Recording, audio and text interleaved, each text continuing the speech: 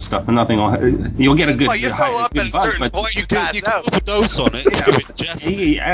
You can't die from smoking too much marijuana. If you ingest hashish and you ingest too much, it can put you in danger. But smoking it, you can't. Sure, if you eat too many apples, you could. Yeah, you drink too much water, your fucking stomach.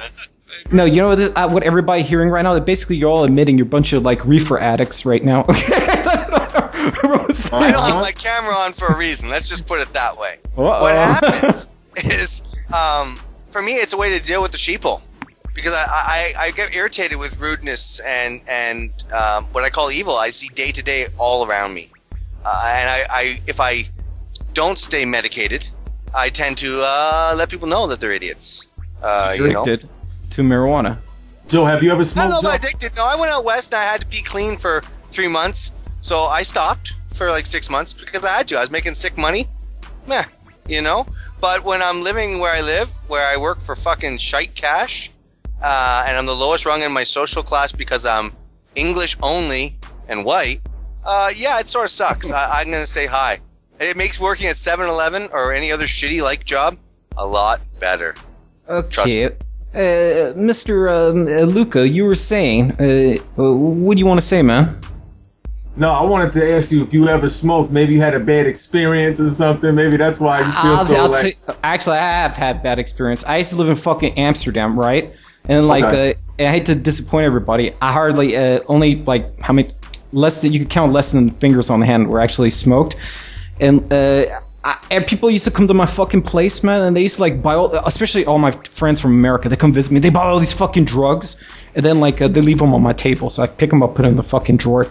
Then, like, another group comes, oh, they buy all these fucking drugs, and, like, I had, like, I'm not kidding, like, I had, like, a shit, like, kilogram, like, pounds of, like, fucking pot, amphetamines, ecstasy, like, all this shit. And I just threw the motherfucker down the toilet, because I got so sick of it.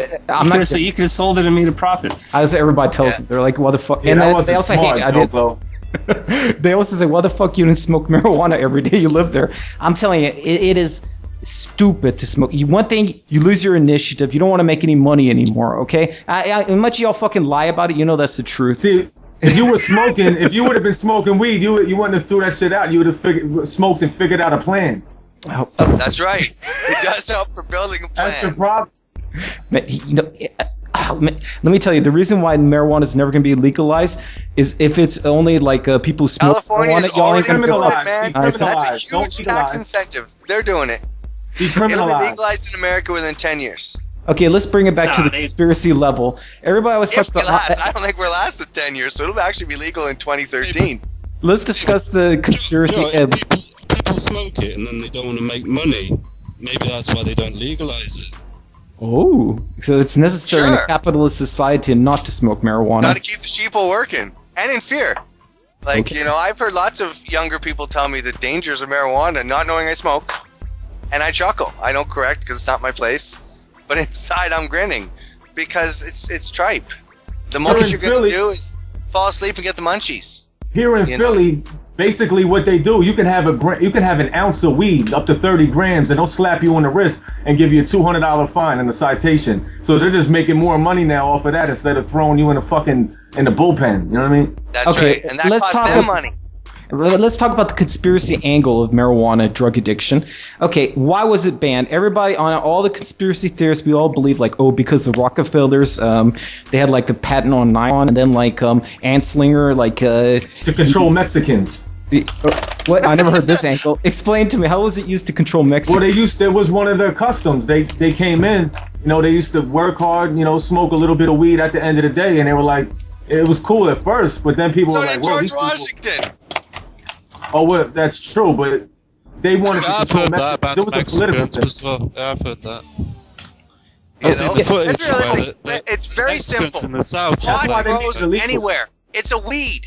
And so it would grow in every fucking field, and we wouldn't be cutting down trees and all the labor of lugging trees when you could just harvest a field every season and make a bunch of paper, a bunch of rope, a bunch of cloth. So you're saying because you couldn't centralize it, that's the reason why it's That's right. You couldn't control it. And then there's a medicinal. I'll be honest, dude, with the primitives, they were smoking kife compared to what we smoke nowadays. It was like 1 to 5% THC. So like George would smoke a whole bag to get high. That's a white man. And for me, I mean, I'm good with smoking. I get 4, sometimes 5 little thin pinner joints out of my grams, and I'm stoned all day. So, you know, I mean, no, it's different. We're now smoking stuff about 20 to 30%. So some of it though, but you can't put it all in a box though. Some of it, I mean, it depends where you get it. No, you're right. The Americans suffer because it's so much more harder to get there and grow there. Like, the cops are crazy; they'll put you in jail for life. Whereas in Canada, where, you know, anyone can grow it pretty much, you get away, you know, you get in trouble. But, you know, I got popped for a massive operation, and I got weekends. You know what I mean?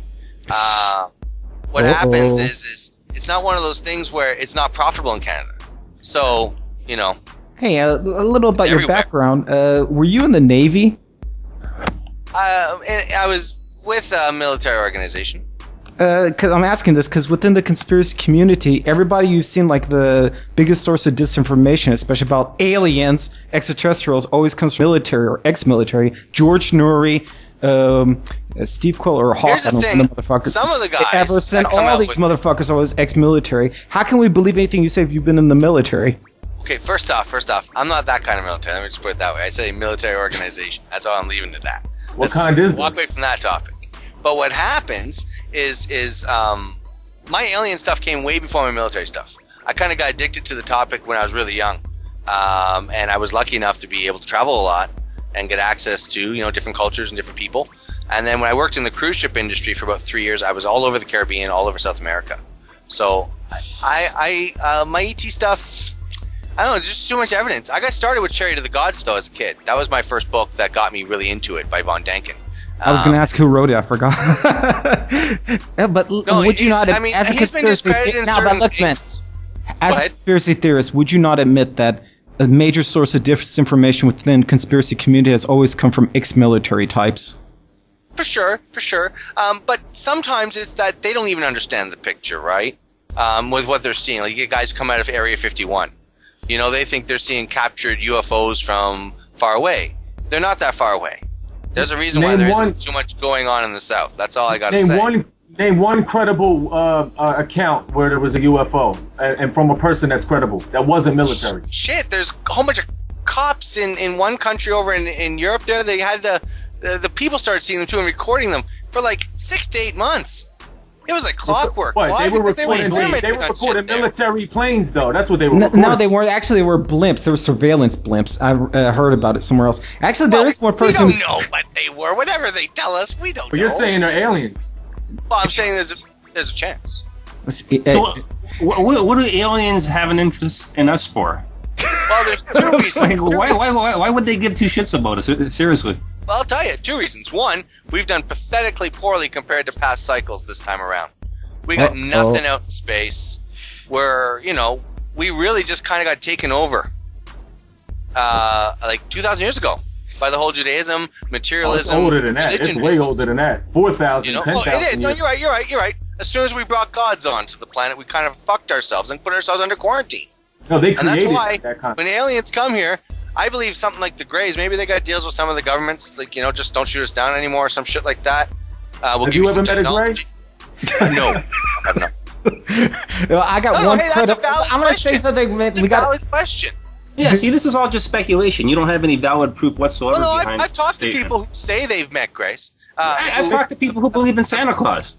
Sure, so yeah, it's popular culture. After Marvin the Martian, after the 1950s. No. Basically, they put it. I'm talking about the alien Grey in the spaceship. The alien Grey in the spaceship, not just accounts of people from the heavens. I'm talking about the way it's portrayed in the culture. They pumped that through fucking Marvin the Martian, early 1950s movies. They were pre-prepping you for that.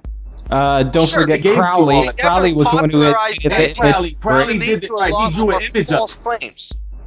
Do you know what I mean? But not all claims are false. When cavemans painted these guys on their walls. Do you know what I mean? What the fuck are you talking about? Von Däniken, boys. Von Däniken. Go through his whole series.